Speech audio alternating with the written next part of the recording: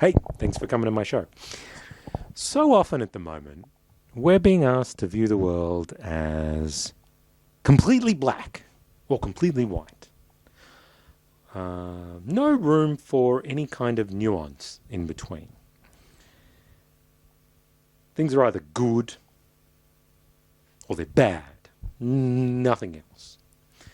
And, the polarization of politics, the global media landscape, even social media itself feeds into this, exaggerates this, so that we're hearing only the loudest voices, only the most extreme views, because it's too easy to just make a post that's stirring the pot, rage bait, engagement farming. We know what those mean because we live in this world at the moment. I myself find it difficult to let myself just live in the shades of grey. I have to convince myself that it's okay, that nuance and subtlety aren't a weakness, that they're actually a valuable and important part of the human condition.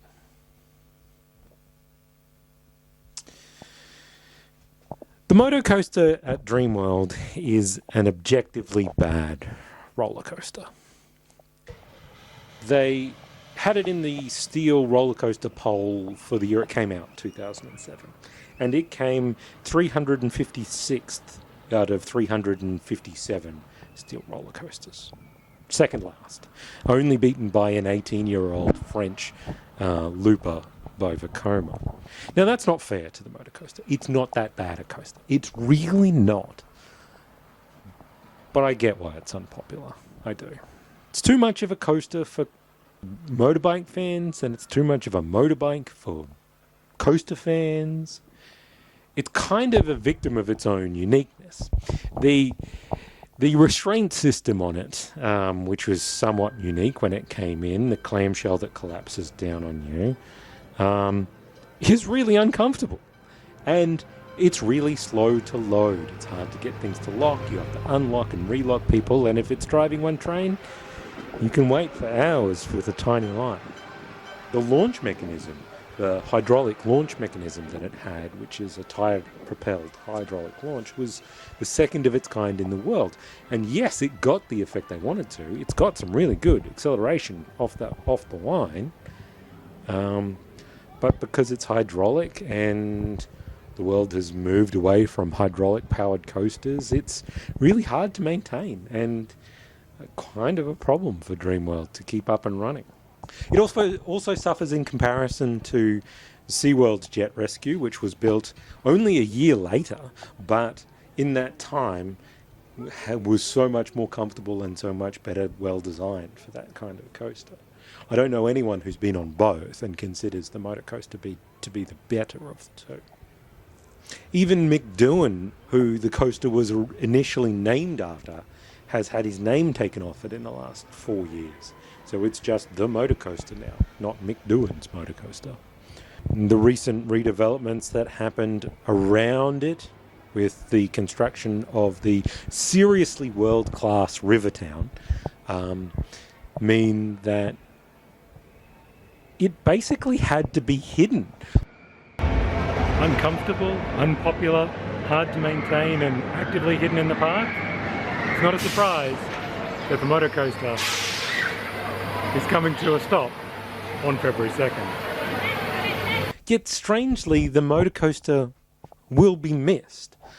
I, for one, don't greatly enjoy riding on the Motocoaster, but even I am going to miss it. And part of that is nostalgia. Part of that remembers taking my 5-year-old nephew on that ride when he convinced me that he was ready for it when we took him to Dreamworld for his birthday. And that was before I was a parent and knew not to listen to 5-year-olds. He was fine. He loved it. He really did love it. part of me will always remember taking that little boy onto that ride at 5 years old, who was way too young for that ride. And, he's a grown man now. He has his own 2 boys, and hopefully he would have never taken them on that ride. But now he won't even get the chance. And more recently, my own daughter rode on the Motocoaster for the first time. She's sort of a emerging coaster lover. She's just started to step up her coaster game. She went on Jungle Rush and wanted to try Motocoaster. So we let her try Motocoaster, and she loved it. She thought it was super thrilling. It went fast. It was still novel in the experience of riding on the bike.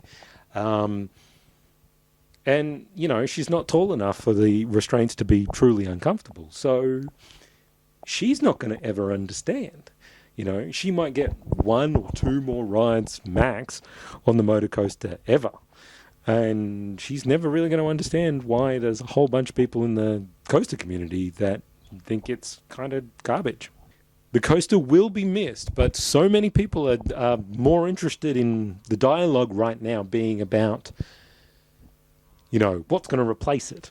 What cool new thing is coming? As it always is in the theme park world. But I think it's really important that we take a second and sit back and go, well, this ride was important, but also unpopular. It was enjoyable, but also uncomfortable. It's gone too soon, but it's also well past its used by date. It's complicated. And I think it's important in life to recognize things can be complicated. So goodbye, Motocoaster. Thanks for the memories. And don't let the door hit you on the way out.